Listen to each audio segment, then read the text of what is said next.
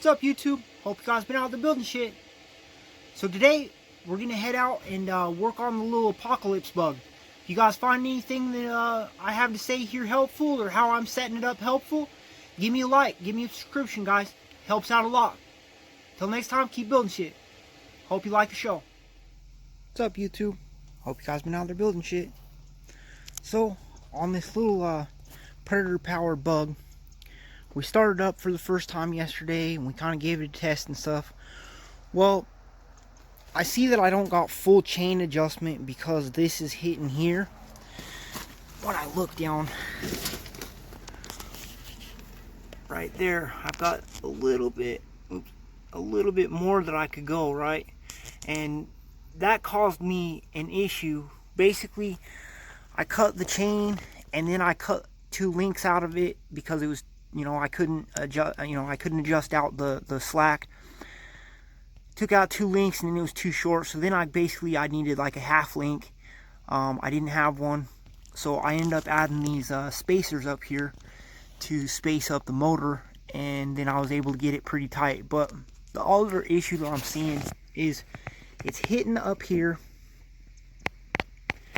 and also when I revved up the torque converter, this comes out further than I realized that it would, and it's contacting this, so I gotta shorten that up. And then the other issue is if you guys remember, I started out this project, I had a 41 tooth sprocket. Well, I bumped up to a 49 because, well, it's what I found cheap, and the first one ended up having freewheel, and it wasn't right. So I'm having a little bit of rubbing over here. So what I'm thinking is, instead of doing all the cutting and grinding that I was thinking about doing, is I did leave this top plate loose when I mocked all this up because I wasn't completely 100% sure. And now I'm really glad that I did, because basically I've just got, on this top plate, I've just got a couple tacks holding it, and then I'll be able to, and 2 here, 1, 2, but those I'll be able to grind out really easy, and then probably just knock up this side and it'll break off the welds from the other side, and I'll be able to move this top plate out a little bit. I'm thinking probably a 1/4 inch or so, and that way probably about the same, about a 1/4 inch to a 1/2 inch. So that's the plan for the day, guys. Instead of doing all the grinding and cutting and clearancing, I'm just going to move this top plate, which was the original plan and why I only tacked it in place. Took off the 4 bolts there. Undid the master link. I pull off the chain and pick off my motor. Easy as that. Now we're down to this, and instead of going this way or cutting this, I think we're just gonna move this out a little bit and out that way a little bit. So I just gotta undo these tacks, one on that side, and then I got a couple on the bottom here, so I'm gonna get to that. Got that all loose, used a pry bar, broke it off, so now I've got the marks where it was, and I just gotta go out a little bit from them each way, and I should be good. Should give me clearance there, should give me clearance there, should give me the clearance down there. Alright, YouTube, so I'm also taking loose my pillow block bearings so I can take out my sprocket, because if you look down here, you see my keyway comes out further than the sprocket, so I needed to trim that down, and so that I could put that other collar tie right up against it, and then put some spacers to where I know that none of this is going to move between these 2 pillow block bearings, and it'll stay real good and solid. So going ahead and pulling all that out, gonna work on that. I'm also going to trim up this side a little bit just to give my chain a little bit more clearance. I've got my black marks where my plate used to sit, and I'm just gonna basically go out about maybe quarter to maybe a little more inches out, and out this way, probably a ½ inch or so, maybe that way. We'll see what ends up happening and where we can get clearance for our bolts and stuff. Alright guys, so my whole pillow block bearing assembly drops out there. I've got my tip made into a square that goes into a socket that's welded to the clutch disc. So I'm gonna have to trim down over here a little bit along this edge, just give my chain a little bit better clearance, and then I'll get that top plate moved over and welded back on, and then I'll reassemble it all and give it a check. Oh, and I gotta fix that, I gotta cut that down, move that collar tie over, and then figure out how many spacers between there. Got that shortened up. So I used this little piece of scrap metal and I spaced it from where it was, and I put a line. Well, I used this, put a new line to where it's over and out where I'm, wanting it. So now I'm gonna get that all tacked up and fitted up, and then this is all done, and I moved the proper amount for this thickness of spacers from this side to that side, so hopefully it'll all line up still when I get it back together, but we'll see.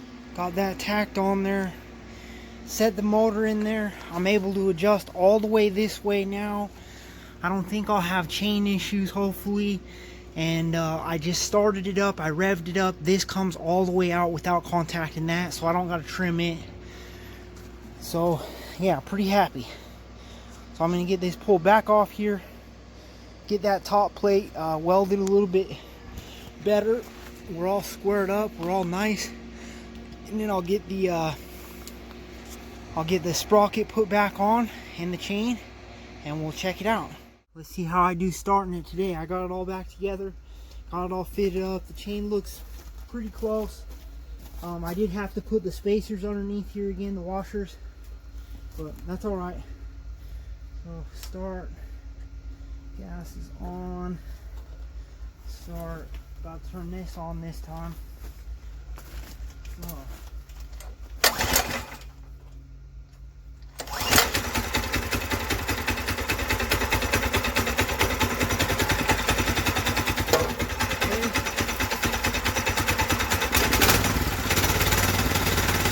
Check out the sprocket and stuff, see how it's running.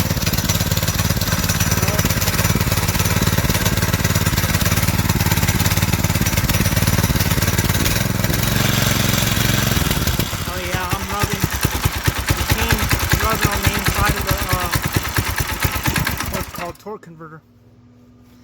So I gotta fix that.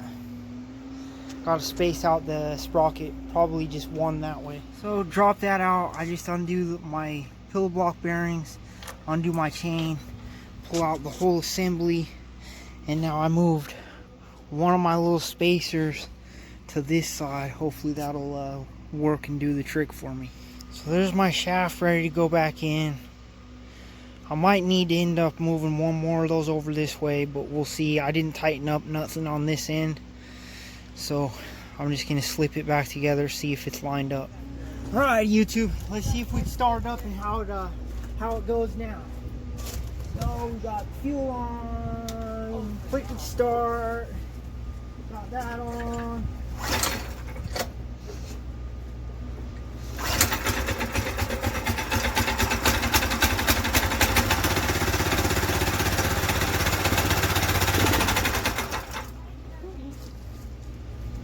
Not quite warmed up, I guess.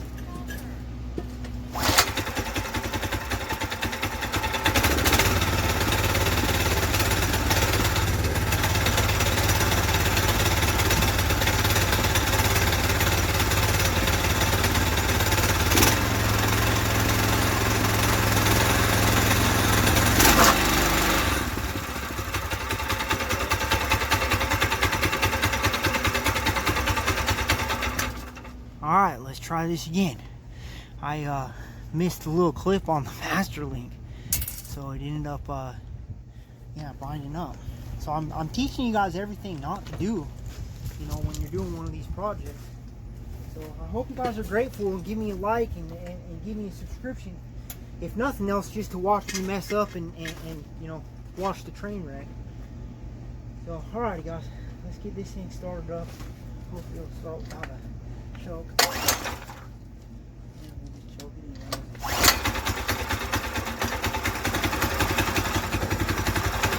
Okay.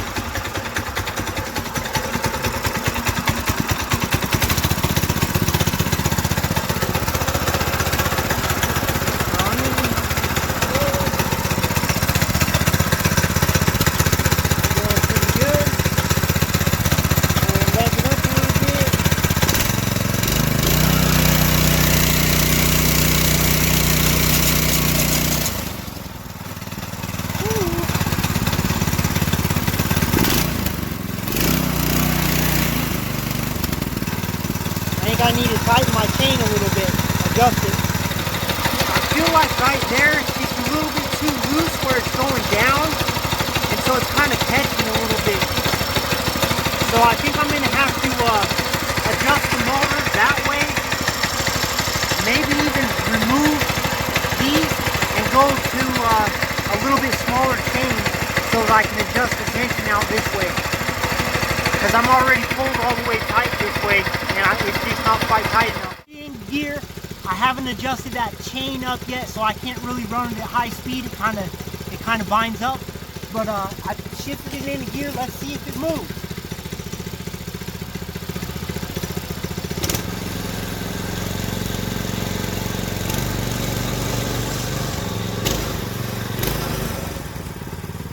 Woohoo! That's awesome.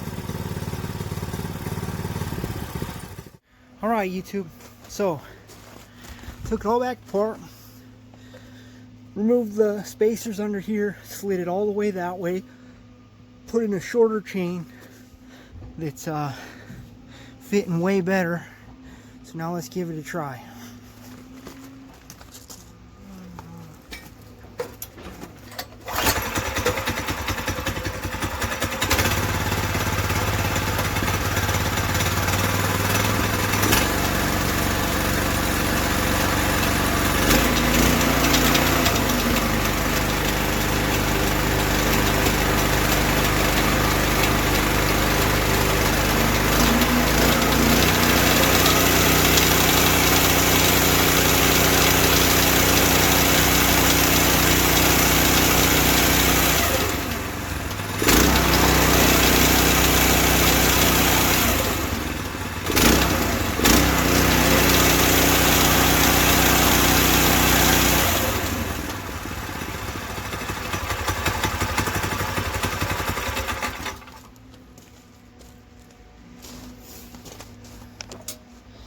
I'm thinking is what's going on.